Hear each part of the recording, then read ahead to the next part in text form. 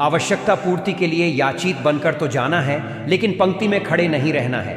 पूर्व सूत्र 33 का संकेत। तब भिक्षु याचक किस स्थिति में रहे कि सकारात्मकता बनी रहे, इसका विवेचन इस सूत्र में है। सभी को जय जिनेंद्र। जैन फिलॉसफी चैनल में आपका स्वागत है। भिक्षु बहुत दूर या बहुत पास या अति समीप भी खड़ा नहीं रहे, दूसरे किसी के चक्षु दृष्टि का स्पर्श नहीं हो, यह ध्यान रखना है।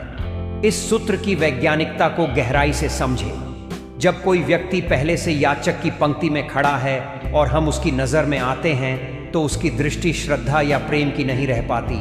उसकी आंखों से नापसंदगी की, नाराजगी की, अवांछितता की ऊर्जा हमारी तरफ आ सकती है।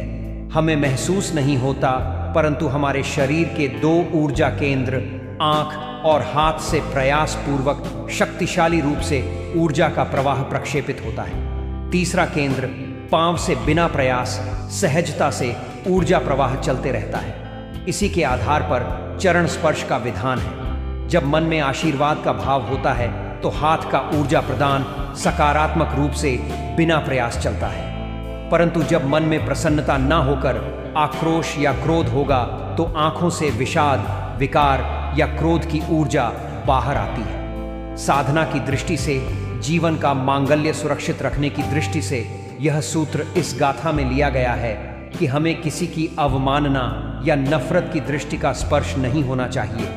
किसी की नकारात्मक ऊर्जा का ग्रहण केंद्र हमें नहीं बनना है।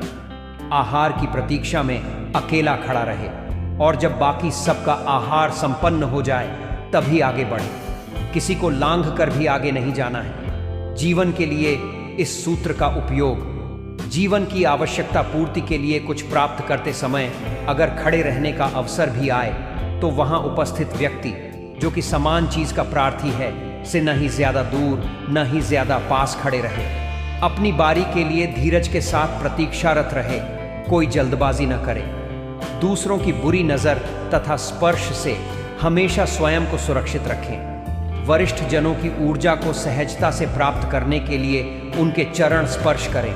बच्चों के लिए इस सूत्र का उपयोग, जब आप वरिष्ठ जनों, माता पिता या दोस्तों से कुछ प्राप्त करना चाहते हैं तो प्रतीक्षा के उन पलों में आपका व्यवहार ऐसा ना हो कि वह असहज महसूस करें। उदाहरण के लिए, अपनी मांगों के लिए बार बार किसी को भी परेशान ना करें। आपने उनसे अनुरोध किया है तो सही समय आने पर आपको मिल ही जाएगा। भूख का एहसास होने पर जब आपके द्वारा भोजन की मांग अपनी मां से की जाती है तो जब तक भोजन प्राप्त नहीं हो जाता है अपने स्थान पर शांति से बैठकर भोजन की प्रतीक्षा करें। व्यग्रता के साथ मां के सामने ही जाकर खड़े ना हो जाएं। यदि आपके पापा ने आपसे फिल्म दिखाने का वादा किया है तो वादा किए गए तय समय से बहुत पहले उन्हें याद ना दिलाएं, या समय नजदीक होने पर भी एक बार याद दिलाने के बाद अपने कार्य में मशगूल हो जाए जब तक कि वह आपको खुद फिल्म दिखाने की पेशकश ना करें। अपनी बारी के लिए धैर्य के साथ प्रतीक्षा करें, जल्दबाजी ना करें। जैसे स्कूल बस में चढ़ते समय कतार का पालन करें। दौड़कर या धक्का देकर दूसरों से आगे निकलने का प्रयास ना करें। ऑनलाइन सत्र या कक्षाओं में भाग लेते समय प्रस्तुति के लिए शिक्षक द्वारा सभी को मौका दिया जाने पर अपनी बारी का इंतजार धैर्य के साथ करें। बीच बीच में हस्तक्षेप ना करें, पहले अवसर पाने के लिए। दूसरों की बुरी नजर तथा स्पर्श से स्वयं को सुरक्षित रखें। श्रद्धेयजनों की ऊर्जा प्राप्त करने के लिए उनके चरण स्पर्श का कोई भी मौका ना चुके। जैसे सुबह उठने के बाद तथा रात को सोने के पूर्व, पाठशाला, महाविद्यालय, परीक्षा, विशेष कार्यक्रम या अवसरों पर जाने के पूर्व। परिवार के लिए इस सूत्र का उपयोग, जब आप वरिष्ठ जनों, माता पिता या दोस्तों से कुछ प्राप्त करना चाहते हैं तो प्रतीक्षा के उन पलों में आपका व्यवहार ऐसा न हो कि वह परेशान हो जाए। उदाहरण के लिए, आपके द्वारा किसी होटल या समारोह में उपस्थित होने पर जब तक सामने वाले द्वारा भोजन समाप्त नहीं कर लिया जाता उसके पूर्व उनकी कुर्सी के पीछे जाकर खड़े ना हो। अपनी बारी के लिए धैर्य के साथ प्रतीक्षारत रहे, जल्दबाजी ना करें। पारिवारिक संपत्ति अलग होने की स्थिति में विरासत मिलने के दौरान आपको प्राप्त होने वाले अवसर की प्रतीक्षा शांति से करें। दूसरों की बुरी नजर स्पर्श से स्वयं को सुरक्षित रखें। यदि आप पर कोई नाराज है तो सीधे उसकी तरफ देखने से बचें। वरिष्ठ जनों का वात्सल्य, कृपा या ऊर्जा सहज रूप से प्राप्त करने के लिए उनके चरण स्पर्श करें। व्यवसाय बिजनेस के लिए इस सूत्र का उपयोग जब आप संगठन, ग्राहक या कर्मचारियों से कुछ प्राप्त करना चाहते हैं तो प्रतीक्षा के समय आपका व्यवहार ऐसा न हो कि वह तनाव महसूस करे।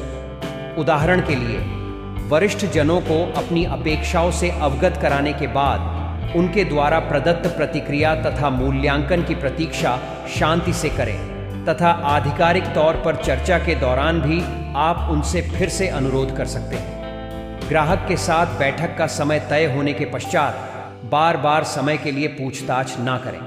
अपनी बारी के लिए धीरज के साथ प्रतीक्षा करें, जल्दबाजी ना करें। ग्राहक के साथ बैठक के लिए तय स्थान पर पहुंचने के बाद धीरज रखें। अपनी बारी तथा समय की प्रतीक्षा करें। जब बॉस या वरिष्ठ जन कोई प्रश्न पूछते हैं या शंका का समाधान चाहते हैं, तब जवाब देने के लिए अवसर की प्रतीक्षा करें। टीम के अन्य सदस्यों को भी अवसर दें, चर्चा करने के लिए तथा अपनी प्रस्तुति के लिए। बुरी नज़र तथा स्पर्श से स्वयं को सुरक्षित रखें। यदि आपका सहकर्मी या टीम का कोई सदस्य किसी बात को लेकर तनाव में है तो उसे थोड़ा समय दें, स्वयं ही सहज होने के लिए। उसकी गोपनीयता पर हस्तक्षेप न करें। वरिष्ठ जनों की ऊर्जा प्राप्त करने के लिए उनके चरण स्पर्श करें। जब आप कोई नया कार्य, परियोजना या उद्योग शुरू करते हैं, उस समय वरिष्ठ जनों के पैर छूकर उनका आशीर्वाद अवश्य प्राप्त करें। यह इस सूत्र का भावार्थ है। अब गाथा और गाथा का शॉर्ट में अर्थ देखते हैं। अध्याय 1, गाथा 33। नायदू रमणा सन्ने नन्ने सिंह चखुफासौ एगो चिट्ठेज भत्तठा लंघिता तम निक्कमे। अर्थ, अति दूर या अति समीप खड़ा नहीं रहे, दूसरे किसी के दृष्टि का स्पर्श नहीं हो ऐसा खड़ा रहे। आहार की प्रतीक्षा में अकेला खड़ा रहे, किसी को लांघ कर आगे नहीं जाए। समाप्त।